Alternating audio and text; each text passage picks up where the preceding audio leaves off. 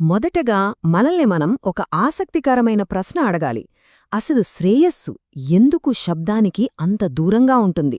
అదెందుకు శబ్దాన్ని అసహ్యించుకుంటుంది? ఎప్పుడూ హడావిడిగా పని చెయ్యాలనే ఆలోచనను మనం పక్కన పెట్టాలి. మన భవిష్యత్తు ప్రణాళికల గురించి అందరికీ అరిచి చెబితే ఇతరుల అనుమానాలు మనలో ప్రవేశించి మన అంతర్గత నమ్మకాన్ని నాశనం చేస్తాయి.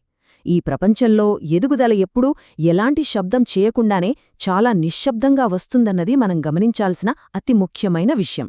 మౌన నియమం. ఒక చిన్న ఉదాహరణ ఆలోచించండి.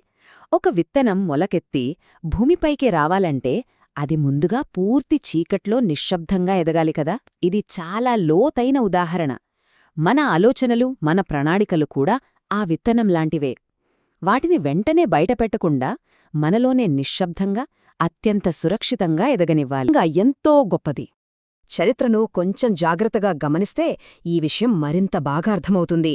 మేధస్సు అనే విత్తనం ఏకాంతమనే చీకటి గుహలో వర్ధిల్లుతుంది అంటారు. హెన్రీఫోర్డ్ తన మొదటి కార్లను ఎక్కడ తయారుచేశారో తెలుసా? ఒక చిన్న షెడ్లో. ఇతరుల విమర్శలను ఏమాత్రం పట్టించుకోకుండా ఆయన తన పని చేసుకుపోయారు.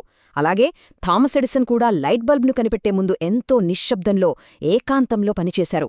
ఫలితాలు వచ్చేవరకు వారు తమ ప్రణాళికలను అత్యంత రహస్యంగా ఉంచారు. ఇప్పుడు రెండవ విభాగానికి వద్దాం. అదే రాత్రిపూట కార్యశాల. ఇది చాలా ఆసక్తికరంగా ఉంటుంది. పగలు ఉండే ఈ శబ్దాల ప్రపంచం నుండి మనం నిద్రలోకి వెళ్లగానే మన అవచేతన మనస్సు ఎన్నటికీ ఆగిపోని ఒక అదృశ్య కర్మాగారంలా పనిచేయడం ప్రారంభిస్తుంది. అవును, పగలు పడిన శ్రమకన్నా రాత్రిపూట మనస్సు చేసే పనే మన భవిష్యత్తును నిర్ణయిస్తుంది. మరి నిద్రపోయే ముందు ఏం చేయాలి? దానికి కొన్ని ఖచ్చితమైన దశలున్నాయి. ముందుగా భయాలను, రోజువారీ ఆందోళనలను పూర్తిగా వదిలివేయాలి. ఆ తర్వాత కృతజ్ఞత, నమ్మకం అనే విత్తనాలను నాటాలి. చివరిగా అవచేతన మనస్సుకు పూర్తిగా లొంగిపోవాలి. ఇక్కడ అసలు పాయింటేమిటంటే, రోజులో చివరి 5 నిమిషాలు మన అవచేతన మనస్సు రాత్రంతా చేసే ఉత్పత్తిని పూర్తిగా శాసిస్తాయి. దీన్ని ఖచ్చితంగా గుర్తుపెట్టుకోవాలి. ఆండ్రూ కార్నెగీ గారికి ఈ అద్భుతమైన అలవాటు పట్ల విపరీతమైన నమ్మకముండేది.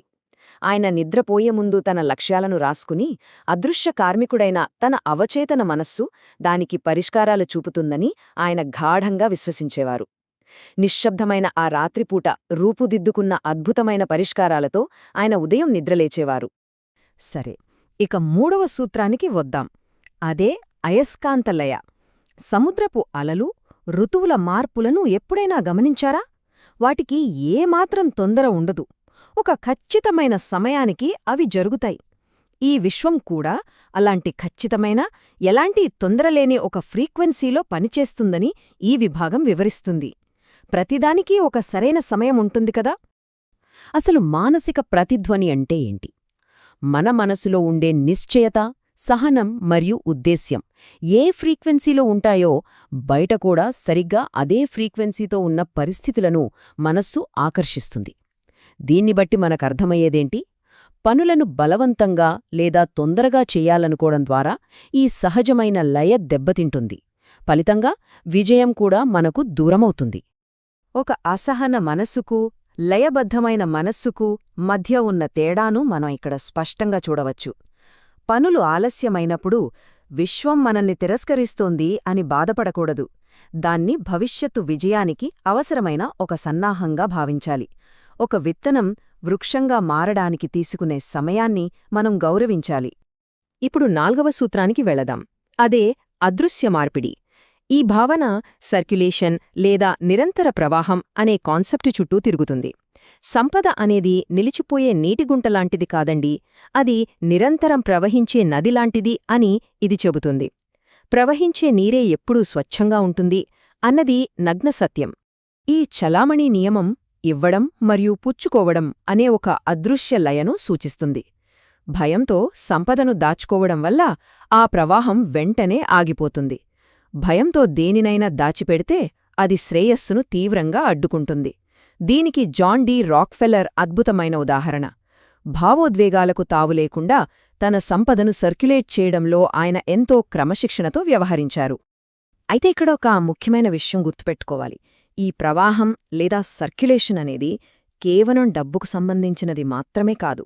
మన సమయం, ప్రోత్సాహకరమైన మాటలు, ఇతరుల కోసం నిశ్శబ్ద ఆశీర్వాదాలు, నిజమైన క్షమాపణ మరియు కృతజ్ఞత వంటివి ఇవ్వడం ద్వారా ఈ సమృద్ధి ప్రవాహాన్ని మరింత శక్తివంతంగా కొనసాగించవచ్చు.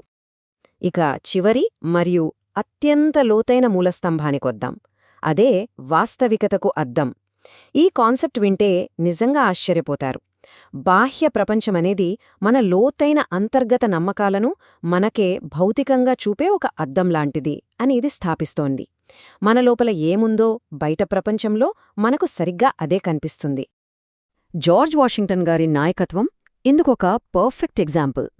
గడ్డగట్టే చలిలో కూడా ఆయన ప్రదర్శించిన ప్రశాంతమైన నిశ్చయత సైనికులకు ఎంత స్ఫూర్తినిచ్చిందో ప్రత్యేకంగా చెప్పాల్సిన పనిలేదు.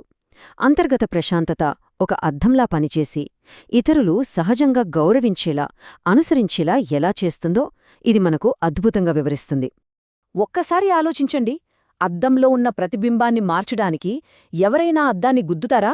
అది వృధా ప్రయాస కదా. అద్దాన్ని మార్చడానికి ప్రయత్నించే బదులు మన ముఖాన్ని లేదా మన అంతర్గత నమ్మకాలను ప్రశాంతత, క్షమాపణల ద్వారా మార్చుకోవాలి. అబ్రహం లింకన్ గారు తన కోపాన్ని అదుపులో ఉంచుకోవడానికి, కేవలం తన మానసిక శాంతిని కాపాడుకోవడానికి ఎవరికీ పంపని కోపపు లేఖలను రాసేవారన్న విషయం ఈ అద్దం కాన్సెప్ట్ను మరింత స్పష్టం చేస్తుంది. మరి మన మానసిక అద్దాన్ని శుభ్రం చేసి వాస్తవికతను మార్చడానికి అవసరమైన 5 ఖచ్చితమైన దశలు ఏంటో ఇప్పుడు చూద్దాం. అవేమిటంటే, ప్రస్తుత ప్రతిబింబానికి కృతజ్ఞత చూపడం, సరైన అంతర్గత స్థితిని ఊహించుకోవడం, ప్రతిరోజూ సానుకూల వాక్యాలను పునరుద్ఘాటించడం, అద్దాన్ని శుభ్రం చేయడానికి క్షణించడం మరియు స్థిరమైన విశ్వాసాన్ని కొనసాగించడం. ఈ దశలో నిజంగా అద్భుతాలు సృష్టిస్తాయి. ఈ విశ్లేషణను ముగించే ముందు ఒక శక్తివంతమైన, ఆలోచింపజేసే ప్రశ్నను మనందరం పరిశీలించాలి.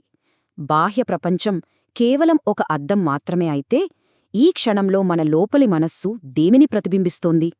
ఖచ్చితంగా ఇది అందరినీ వారి సొంత నిశ్శబ్ద నిర్మాణాన్ని పునర్నిర్మించుకునే దిశగా ఆలోచింపజేస్తుందని ఆశిద్దాం. ఎందుకంటే అద్దంలో కనిపించేది మారాలంటే ముందు అద్దం ముందు నిలబడిన మనం మారాలి కదా.